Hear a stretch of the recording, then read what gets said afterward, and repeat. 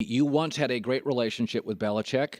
You were his guy on the defensive side of the football. And then as the story in the New York Post talks about, which is kind of fascinating because, Belichick to me has always come across as Jerry Tarkanian, who I covered, was sort of like this. You're with me or against me. There was no gray area with Jerry. It was like you're on the NCAA side or you're with me. He hated Jim Herrick. He hated Lute Olson. And it's like, well, they weren't bad people, but Jerry saw them as enemies and against us and narking on us. So in the end with Belichick, I've always had this feeling. So you when you were with the Patriots, you kind of knew of a practice they did. Explain this to the audience because you eventually your organization turned them in for Spygate. Yeah, look, it was something that was done that I didn't think had very much value. So you didn't want or you did want to turn them in?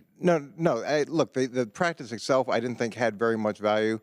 But as the head coach of the New York Jets, now the rival, my responsibility was to whatever competitive advantage, no matter how small, my job was to make sure that my team had that and that my team was protected. So I wanted to shut it down if it came to our stadium. So that was the discussion we had. Look, if this is happening, shut it down. It wasn't. Did you call him or text him? How did you get a hold of Bill? What do you mean? I mean, when did you give them a warning like, hey, Bill, stop doing that stuff? Bill and I had some conversations, just sort of ground rules of operating. But that being said, when it came to this, it was, we're not going to have this in New York. It's just not going to happen. And but it was never about, let's shut it down, let's report it to the league. Nothing good has come from that. And I had a very close relationship with Bill. I really respect and like the Crafts. They were great to me and my family. So it was never the idea of, let's go get those guys. But you had to go to your owner or GM and say, this is what they're doing. Yeah, it was.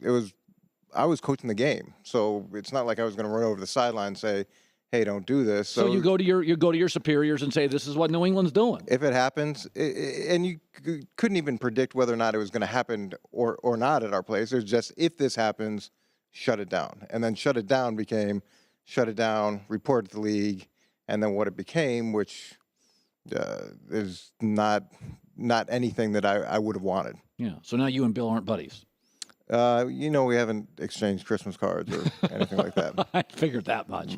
But it is, I guess there's a lot of people like that. I mean, Nick Saban's kind of a with me or against me guy, right? Well, look, the thing with Bill is I owe him a lot. He taught me football. He was, he read at my wedding.